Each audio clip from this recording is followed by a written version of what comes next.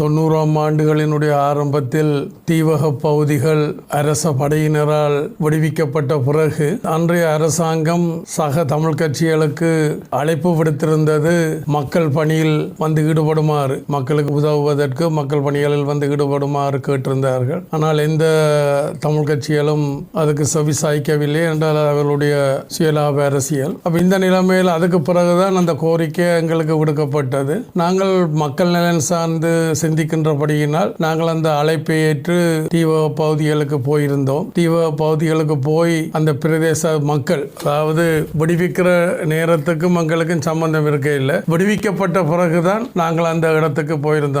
அப்ப அந்த நேரத்தில் அந்த மக்கள் எதிர்கொள்ளுகின்ற மருத்துவ பிரச்சனை, உணவு பிரச்சனை, கல்வி சம்பந்தப்பட்ட பிரச்சனை, குடிநீர், போக்குவரத்து, பண்டைக்கெல்லாம் யாழ்ப்பாணத்து பிரதான நிலப்பரப்போட தொடர்புகளற்ற நிலைமையில தான் தீவக மக்கள் இருந்தவர். நாங்கள் அவர்களுக்கு கப்பல் மூலம் அல்லது விமானம் மூலம், கப்பல் மூலம் என்றால் திருவண்ணாமலைக்கும், விமானம் மூலம் என்று சொன்னால் அனுராதபுரம் அல்லது கொழும்புக்கு அவர்களை அழைத்து சென்று அங்கிருந்து யாழ் குடாநாட்டுக்கு அவர்கள் வந்து போயிருக்கின்றார்கள். அப்ப அந்த நேரத்தில் யாழ் குடாநாடு கட்டுப்பாட்டில் இருந்தபடியினால் அந்த சிரமங்களை அந்த மக்கள் எதிர்கொண்டிருந்தார்கள். அந்த நேரத்தில் தான் நினைக்கிறேன் 96ஆம் ஆண்டு நடுப்பகுதிக்கு பிறகு நெடுந்தீவை சேர்ந்த மக்கள், அப்ப அந்த நேரம் நெடுந்தீவு எந்த சந்தர்ப்பத்திலும் விடுவிக்கப்படவில்லை. நெடுந்தீவு சேர்ந்த மக்கள் அந்த மக்களுடைய பிரதிநிதிகளாக அங்கே இருக்கக்கூடிய மூத்த தீவில் சந்தித்திருந்தார்கள், சந்தித்து கேட்டிருந்தார்கள். இப்படி கடற்தொழில் படகுகளுக்கு கூட இந்தியாவுக்கு கூட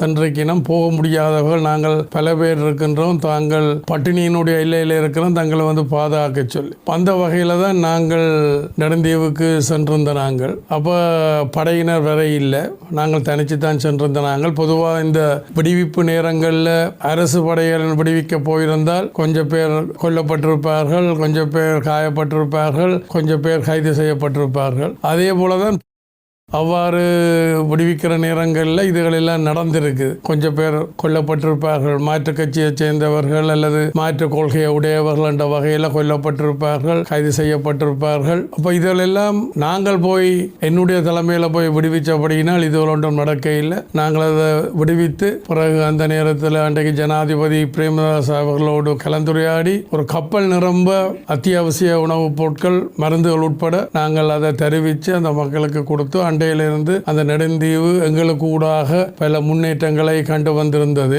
என்ன பிரச்சனை என்றாலும், காய்ச்சல் என்றாலும் அந்த மக்கள் எங்களைத்தான் தொடர்பு கொண்டு அதற்குரிய ஆலோசனையையும் அதுக்குரிய தீர்வுகளையும் பெற்றுக் கொண்டிருந்தார்கள். ஆனால் சமீப ஆட்சி மாற்றத்துக்கு பிறகு அந்த மக்களுக்கு யாரோடையும் தொடர்பு கொண்டு தங்களுடைய பிரச்சனையை தீர்க்கக்கூடிய ஒரு சூழ்நிலையில அவர்கள் இல்லாதபடியினால், பல முயற்சிகள் செய்தும் அது கைகூடாதபடியினால் ஒரு கவன ஈர்ப்பு போராட்டத்தை நேற்று நடத்தி இருந்தார்கள். நெடுந்தீவை சேர்ந்த எங்களுடைய உள்ளூராட்சி மன்ற பிரதிநிதிகள் 4 பேர் போய் ஆளுநர் அவர்களை சந்தித்து அவர்களுடைய மக்களுக்கான குடிநீர், மற்ற கால்நடைகளுக்கான குடிநீர், அடுத்தது கடல் போக்குவரத்து, மற்றது வீதிகள் சம்பந்தமான இதுகளை நாங்கள் வெளிப்படுத்தி இருந்த நாங்கள். அப்ப ஆளுநரும் அதை கருத்தில் எடுத்து அதை தீர்ப்பதாக உறுதியளித்திருந்தார். நாங்கள் பொறுத்திருந்து தான் பார்க்க வேண்டும் என்ன நடக்க போகிறது என்றது. கடந்த காலத்தில் சரியாக கையாளப்படவில்லையா இல்லையா என்றது எங்களால் முடிஞ்ச அளவுக்கு நாங்கள் செய்திருக்கின்றோம். நான் மக்களை நோக்கி கேட்பது என்னென்று சொன்னால், எங்களுக்கு கூடின வாக்குகளையும் கூடின ஆசனங்களையும் தந்தால், நான் இப்போ தமிழ் தேசிய கூட்டமைப்பு கொடுத்தது போல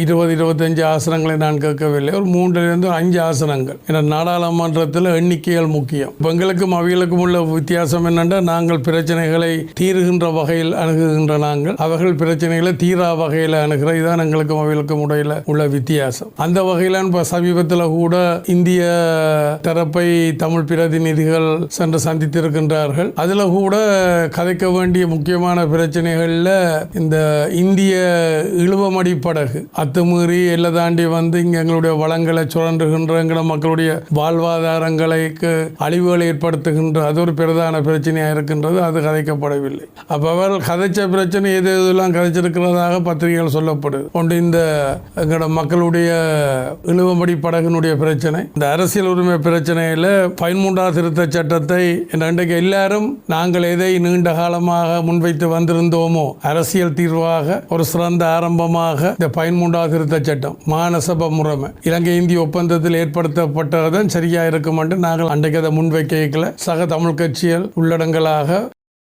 அமைப்போடு சேர்ந்து எதிர்த்தவை. இன்றைக்கு எல்லாரும் அதை ஏற்றுக்கொண்டு வந்திருந்தாலும் அதை நடைமுறைப்படுத்துறதுக்கு அவர்கள் தயாராக இல்லை என்பது அவர்களுடைய நடைமுறையில் நாங்கள் காணக்கூடிய மாதிரி இருக்கின்றோம்.